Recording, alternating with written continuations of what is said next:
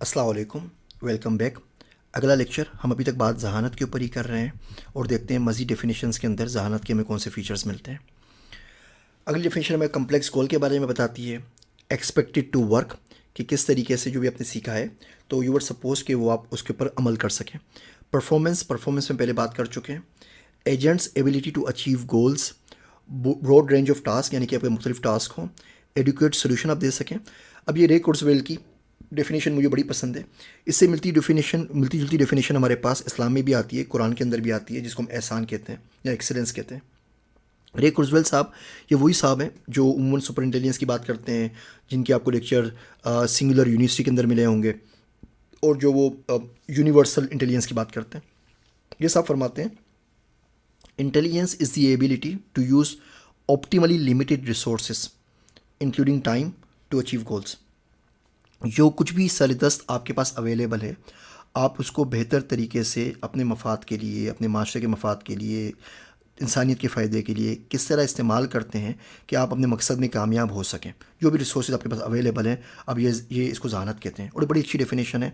Excellence की definition अगर आप कुरान में देखें तो बिल्कुल सेम डेफिनेशन मिलती है।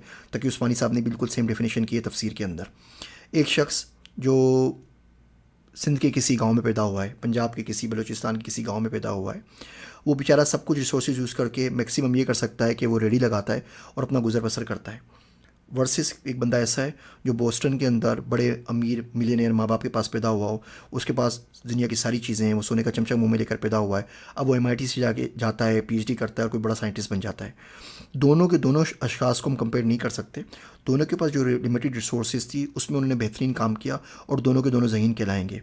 बहुत मरतबा ऐसा होता है कि रेडी चलाने वाला अपना बहुत ज़्यादा परफॉर्म कर रहा होता है, उसकी परफॉर्मेंस जो होती है वो MIT वाले बंदे से ज़्यादा होती है, लेकिन क्योंकि उसके पास लिमिटेड रिसोर्सेज होती हैं वो माशरे में इतना आगे नहीं बढ़ सकता। हमने माशरे के अंदर सक्सेस का जो क्राइटेरिया है वो सिर्फ पैसा रख लिया है, क्योंकि पैसे उसके पास कम होते हैं, माशरे में नाम कम होता है, तो हम उसको सक्सेसफुल नहीं मानते, जबकि ये बात इतनी ज़्यादा सही नहीं है। आगे चलते हैं। Achieve goals, Marvin Minsky. ये मार्विन मिन्स्की वही हैं जिनका मैंने शुरू में जिक्र किया था, जो फ़िलासफ़ी ऑफ AI के ऊपर काम करते हैं, जो MIT मीडिया लैब के अंदर थी, जिनकी किताब है सोसाइटी ऑफ माइंड्स वाले। ये साहब कहते हैं the ability to solve hard problems.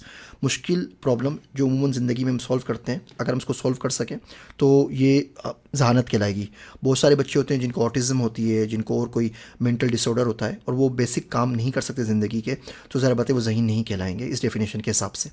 Process information, complex environment, behaviour, circumstances and it's goals. ये वही इन्वायरमेंट की बात चली जा रही है। आप देखें ये इन्वायरमेंट का वर्ड हम बार बार इस्तेमाल करे जा रहे हैं।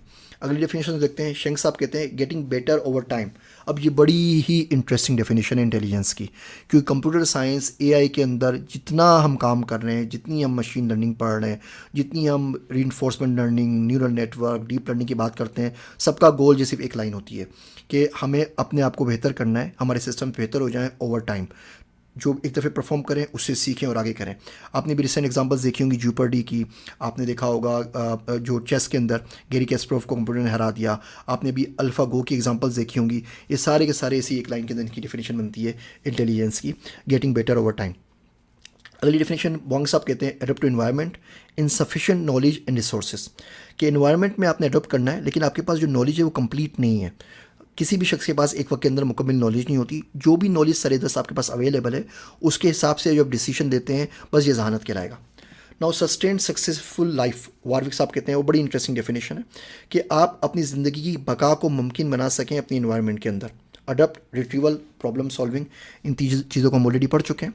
इसी बात को अगले लेक्चर के अंदर हम थोड़ा सा मज़ीद आगे बढ़ाएंगे।